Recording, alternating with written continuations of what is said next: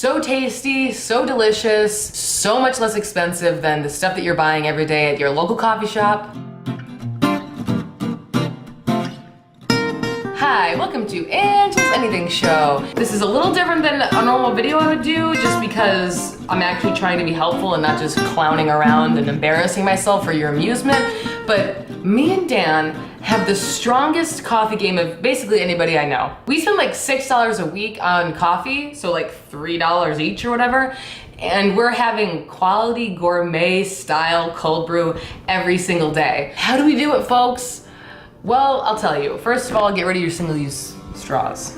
You're ruining the planet. No, I'm just kidding. Now, before you're like, yeah, but you live in a house and you have food in your fridge and I'm living in my 20s. Look, I know I'm like a domesticated ass bitch at this point in my life, but I've lived in cities before, okay? I know what the kids are doing. I know that you get coffee every day and it's like part of the culture, but I'm just telling you, you're spending so much money on coffee that probably is like half as good as what you could be making at home. And it's so easy. So let me tell you how. First of all, you need to go onto Amazon and find this coffee brewer. It's super simple. It's basically just like a pot with a filter in it. That's step one. Then you have to get that home and wash it. That's step two.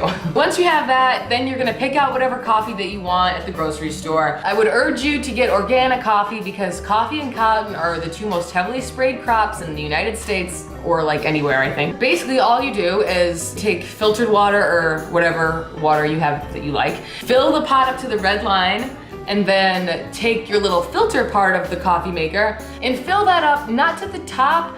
I think a nice starting point is like 2/3 of a cup or filling it up 3/4 of the way.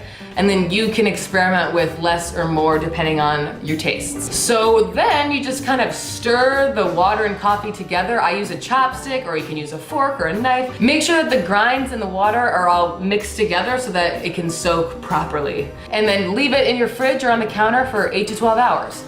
Now the amount of time you leave it soaking versus how much you use, you can play with. What we like to do at our house is fill it to like 3/4 of the way and then leave it for 12 plus hours. Usually no less than 12, but 12 is fine too. And then the next day, you're gonna have delicious, organic, flavorful, but not, sorry, there's a black fly. Flavorful, bold, but not burnt coffee that's stronger than a coffee brew, but like 60 times less acidic.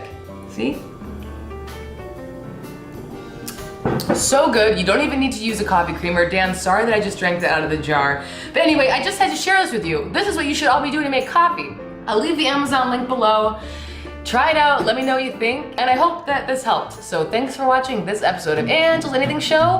See you next time, bye. Ready? Mm-hmm.